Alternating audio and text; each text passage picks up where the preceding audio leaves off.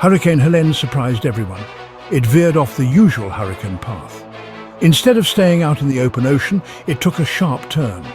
This turn sent it straight towards the southeastern United States. This area is known as the Bible Belt. Helene's path was unusual. Hurricanes don't usually target this region. This left many people wondering why Helene behaved so strangely. Scientists are now pointing to climate change as a possible factor. Climate change is impacting our weather in many ways. Helene's unusual path serves as a stark reminder. Our climate is changing.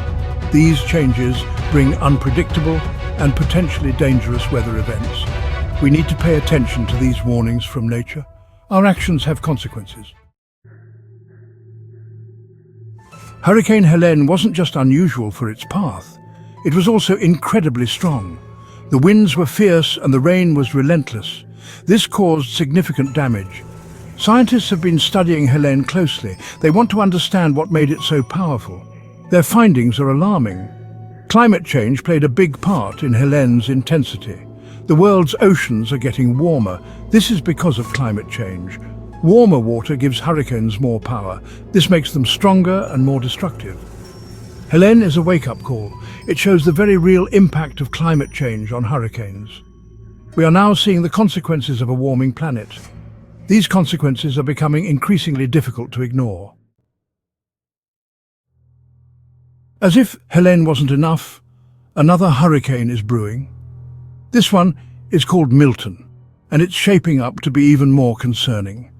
Milton has the potential to be a record-breaking storm. Some experts believe it could be the most powerful hurricane in over a century. Milton's potential for destruction is deeply troubling. The Gulf Coast is directly in its path. This area is particularly vulnerable to hurricanes. The thought of a storm as powerful as Milton hitting this region is a sobering one.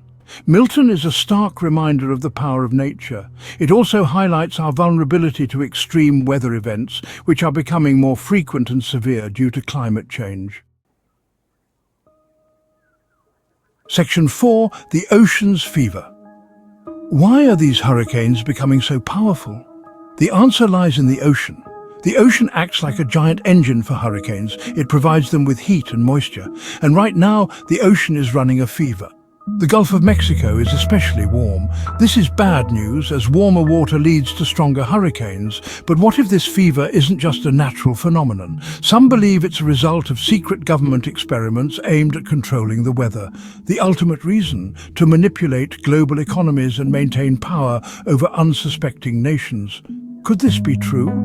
The evidence is compelling, but the truth remains hidden beneath the waves. We must address this issue before it leads to even more catastrophic consequences. Section 5. Fossil fuels. Fan the flames. There's a clear link between our reliance on fossil fuels and the increasing intensity of hurricanes. When we burn fossil fuels, we release harmful gases into the atmosphere. These gases trap heat and warm the planet. This is what we call the greenhouse effect. The greenhouse effect is directly responsible for the warming of our oceans. And as we've learned, warmer oceans lead to stronger hurricanes.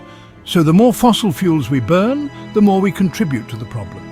It's a vicious cycle that we need to break. We must transition away from fossil fuels and embrace cleaner, more sustainable energy sources. Our future depends on it. Section 6. A call to action. We can't ignore the warnings any longer.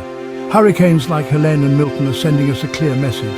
Climate change is real and it's impacting us right now. We must act urgently to address this crisis. Reducing our reliance on fossil fuels is paramount. We need to invest in renewable energy sources like solar and wind power. We also need to make our communities more resilient to extreme weather events. This isn't just about protecting ourselves, it's about protecting future generations.